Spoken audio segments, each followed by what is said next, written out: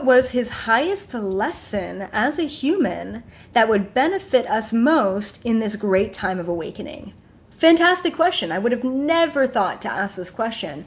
What was Jesus's biggest lesson, and how is this going to really help us, right? And expand us as human beings? Okay, let's take a look here, because I don't know this answer. 1 second.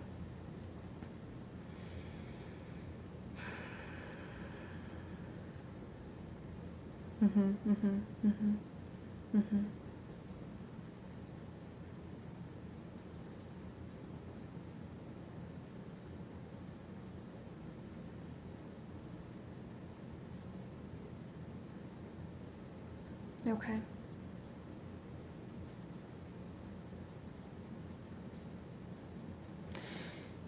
Okay. So it's kind of taking a look. There's two main things that came through.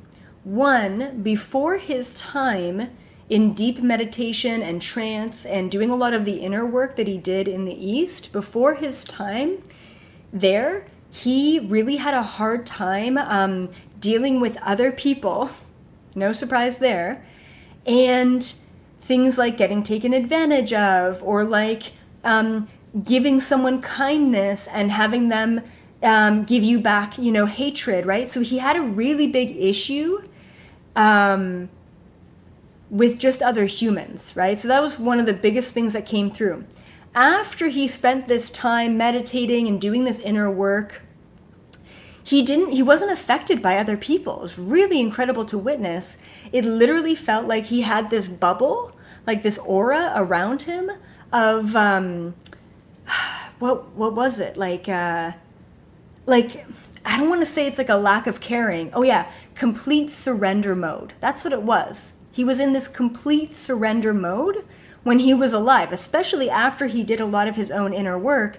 And that's why, like, even when I see him getting persecuted and him knowing his last night, on planet Earth, and him knowing that they were going to kill him the next day or what have you, when he knew that, he didn't try and run. Like, he was in complete surrender. He understood that he did what he came here to do and that he was okay with humanity not accepting him.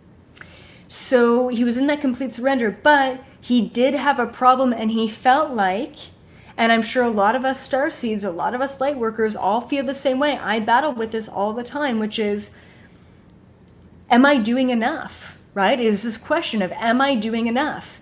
If people don't understand me, if people don't perceive me, am I doing enough? And do I need to do something more to allow them to perceive me better, right? And that was my whole teacher versus human debate, right? In my little whiteboard video, it's like, do I need to take on the responsibility for people to perceive me in one way or another? And really, in a lot of ways, Jesus battled with that.